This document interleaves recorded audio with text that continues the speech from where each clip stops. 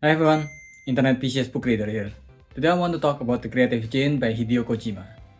I think before we get into the book, we need a brief introduction to Hideo Kojima and the company he used to work in, Konami. Konami is a game company that used to release some of the greatest games ever made back in the 90s and the early 2000s. Go to every genre ever, and Konami has basically produced what people have agreed to be one of the best of its genre, or the most influential at least.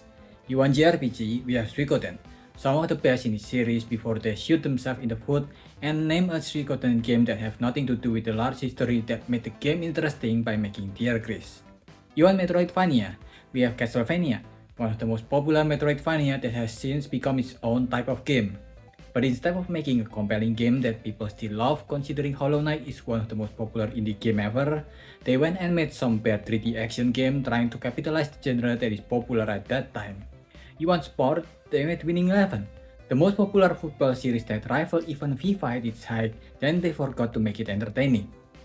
You want dating sim? They have Tokimeki Memoir that have Hideo Kojima as the producer actually on some of the game. You want mecha? We have Zone of the Enders 2 that is still one of the best mecha action battle. Then they announced and cancelled the third installation of the game for some reason. This series is not only produced but also directed by Hideo Kojima. You want survival horror? They made Silent Hill, which is still considered the best horror survival ever made. After the small team that made the series turns into such a success, Konami got involved and made the game worse and worse until it's no longer recognizable. In 2014, they even released a PlayStation demo called PT, which we'll find out later is a teaser of a horror game being directed by Hideo Kojima for Silent Hill.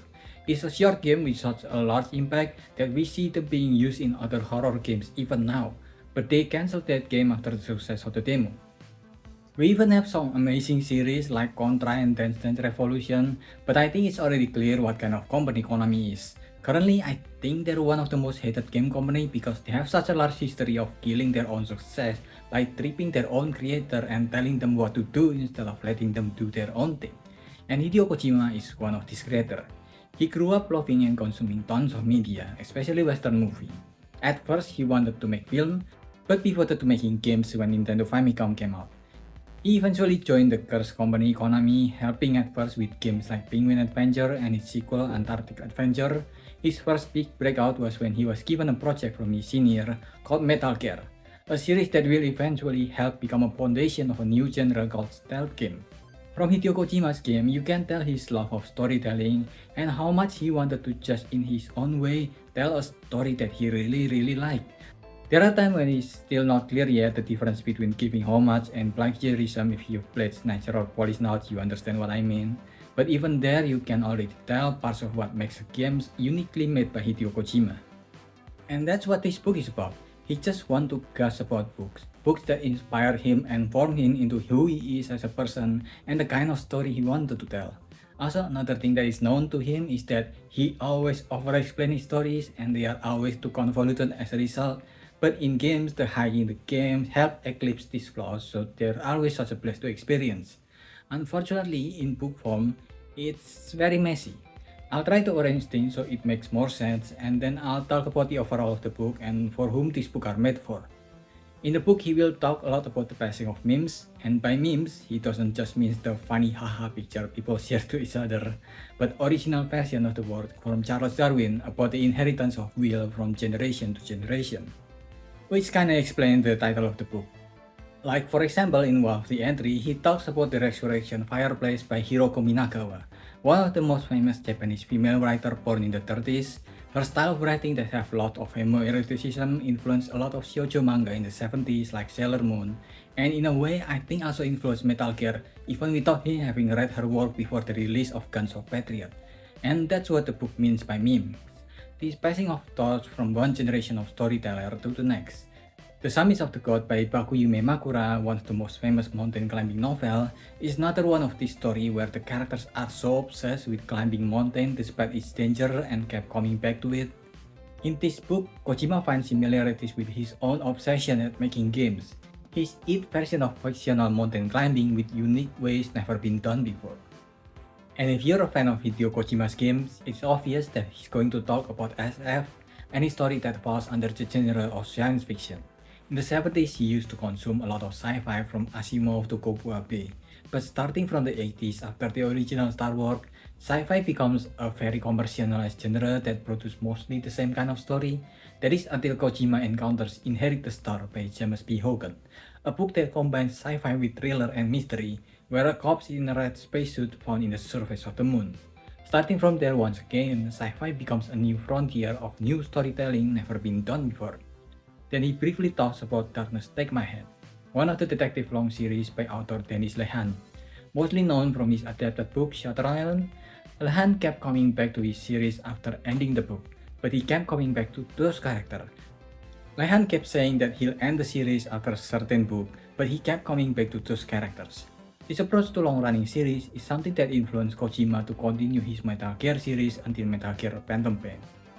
He also talks about Jenny or The Abandoned by Paul Gallico, a story that took the perspective of cats, where the main character, Peter, is a boy who is reincarnated into a cat after getting hit by a truck. Yes, truck has been reincarnating people since 1950s. As a cat, Peter met Jenny, another older female stray cat that teaches him the way of the street cat. The story influenced how Kojima wrote the relationship between Snake and the boss in Metal Gear Solid 3 Snake Eater. He also talks about holes, literal holes from The Woman in Dunes by Kobo Abe, a story of a soul teacher that falls into sand dunes while he goes there to collect insects. He tried to dig his way out, but sands keep filling the spots. Unlike most stories about a character falling into holes or getting into troubles like Alice in Wonderland or the Silent Hill series, where usually the main character manages to somehow solve their problem and get out of the hole. The main character in Woman in Dunes found some life with a widow that lived in the dune instead of getting out of it, which also influenced him in his approach at writing characters. In a rare moment, he also talks about his experience as a father while talking about Spencer's detective series. Because Kojima's father passed away while he's just 13, he doesn't have much to learn from experience on how to be a father figure for his son. But comparing Early Autumn by Robert B. Parker, where the hard-boiled main character does not have as much machismo as any Hemingway character, inspired him on how to interact with his son as a father. He also talks about the I Spy series, a hidden object puzzle book like Where's Waldo by Walter Wick and Jen Marsolo that become a great bonding experience with his children. And also something that he liked to add to his game, from Ghosts in Metal Gear Solid to the hidden monkeys in Snake Eater to the stealth suits in Guns of Patriots.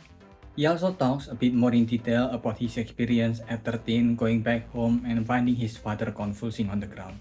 No one else was at home at the time, so he's the person that have to call the emergency number and watch helplessly as his 45-age father passed away because of cyanosis.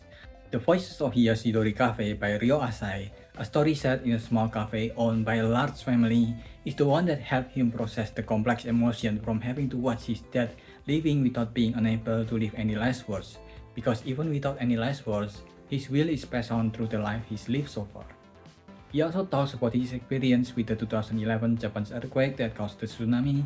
Going through his wallet bookcase, he found Orgel, Music Book by Minato Sukawa, a coming-of-age story about a boy named Hayato that has met a lot of tragedy in his young life and the journey he took to finally learn what is important, which is people's connection.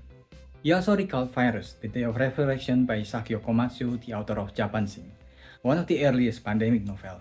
It's full of understanding of science and human behavior, both the dark side of us and the light side of us, and the possibility of humanity even during the harshest time. He is still processing the emotion from losing an identity a year after the earthquake, but remembering the work of Agatha Christophe, an author that had to escape her home country because of war and become a refugee later. Reading Christophe's trilogy, The Notebook, The Proof, and The Third Lie, where the main character and the narrator kept changing their identity, the series became the process of how the author herself kept having to deal with moving from one place to another, learning different language each time that is not her own.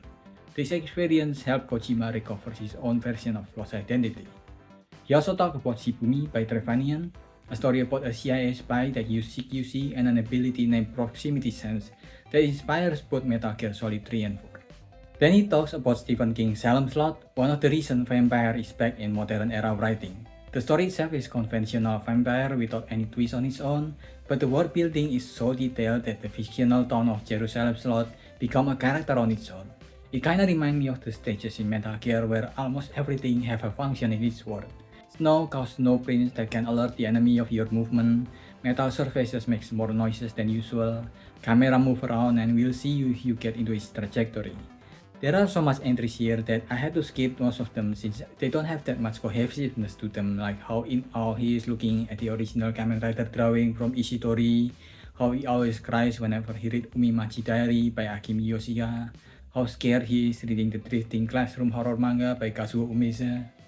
While most of the entries are things that I think only hardcore fans will enjoy, but there are actually a few entries that is good enough that even if you never heard of Hideo Kojima, is actually quite good.